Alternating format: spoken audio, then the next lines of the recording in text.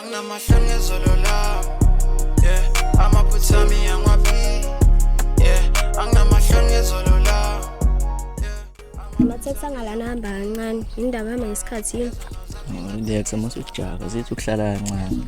Nenhlanhla uthi uphinde ngabuya la, emva kokuthi bangibambe inkunzi.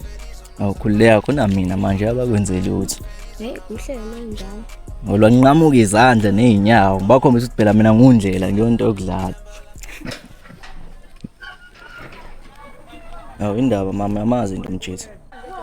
Dala uyena nomfana, la kanjani? Uyena. Ngiphi umfana manje? Ya sengehlile etaxini sengilinde wena mina manje. Alright usheshe. Wasiwamuhle dad. Ayi wena ngeke ngikuthuke ngikubambe rap. Ungangisiza ngayo nje ukuthi unginike ifoni yakho manje.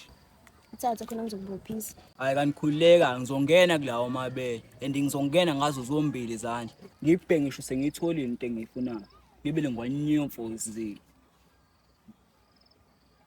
Malana ku relaxa manje ubuyela indoda yakhe yolungisa isimo. Hey Sikho. Awume lapha.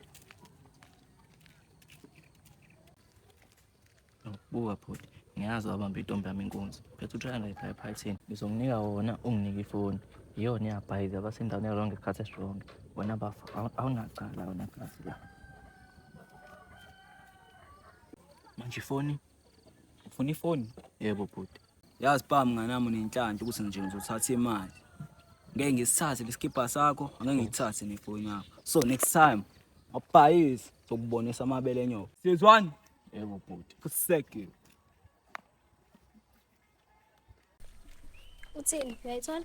Awuthi usazoyibheka lo mfana amdayiselayo wena. Okay. Point of boss ujule kuphi? Awakwadlandiswa mfethu awuzwa kuyashisa. Okay. Iqinisa like emhlabeni uwelona wenze kanje nakini iqinisa like emhlabeni